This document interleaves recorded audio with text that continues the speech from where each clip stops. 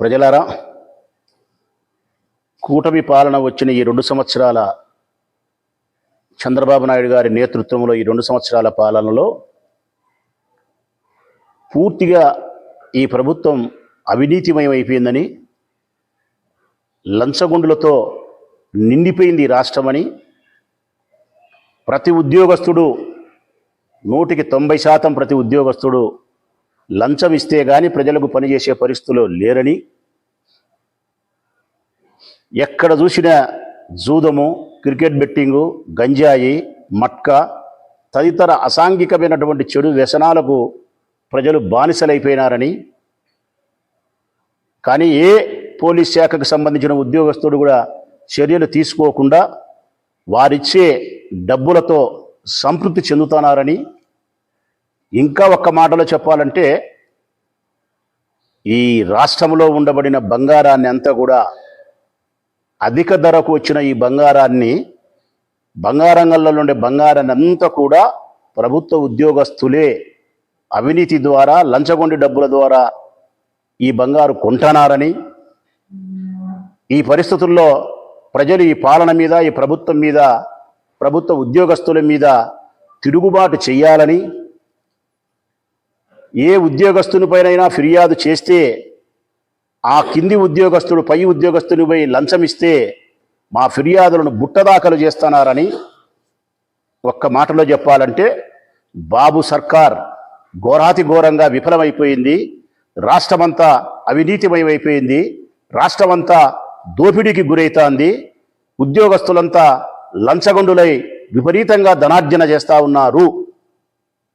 ఇది స్వయాన తెలుగుదేశం పార్టీకి సంబంధించిన సీనియర్ ఎమ్మెల్యే, ప్రొద్దుటూరు శాసనసభ్యులు నంద్యాల వరదరాజిరెడ్డి గారు నిన్న పాత్రికేయుల సమావేశంలో గట్టిగా మాట్లాడిన మాటలు. ప్రజలారా,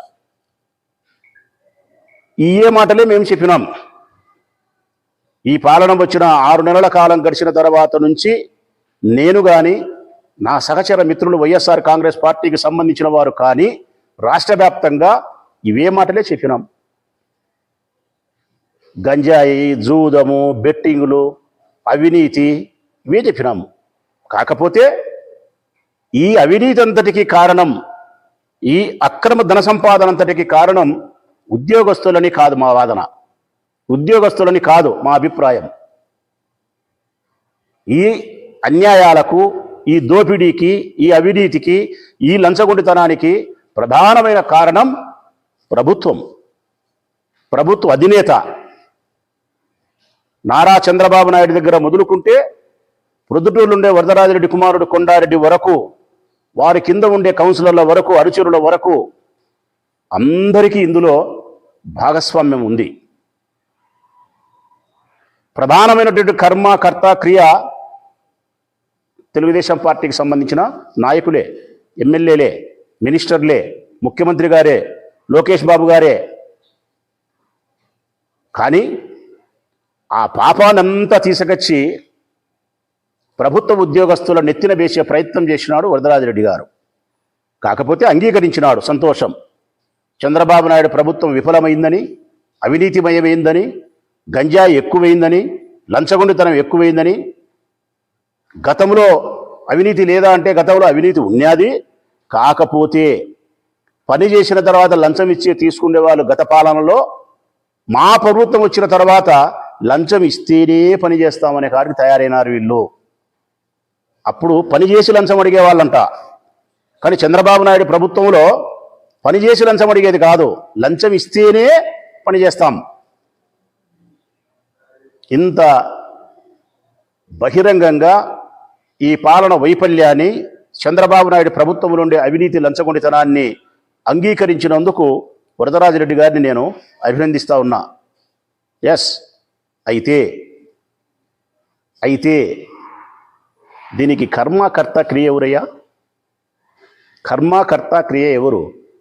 నీకే సంబంధం లేనట్టు, నీ కొడుకుకి ఏ సంబంధం లేనట్టు, నీ మనుషులకు ఏ సంబంధం లేనట్టు, మీరు చాలా పత్తిగింజలేనట్టు, ప్రభుత్వ ఉద్యోగస్తులు అవినీతి లేనట్టు మీ పాపానంతా తీసుకుపోయి ప్రభుత్వ ఉద్యోగస్తుల యొక్క నెత్తిన రుద్దే ప్రయత్నం చేస్తే ఎక్కడ న్యాయం?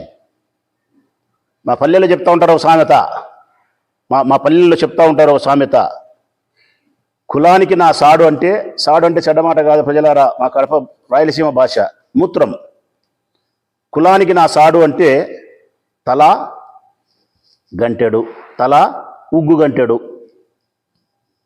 అట్లా ఈ పాపానికి అందరూ భాగస్థులే, చంద్రబాబు నాయుడు దగ్గర మొదలుకుంటే. కాకపోతే పెద్ద భాగస్థులు మీరు, చిన్న భాగస్థులు ఉద్యోగస్తులు. ఈ ఉద్యోగస్తులతో తప్పుడు పనులు చేయించేది ఎవరు? మీరు కాదా? ఈ ప్రభుత్వంలో ఉండే పాలకులు కాదా తప్పుడు పనులు చేయించేది?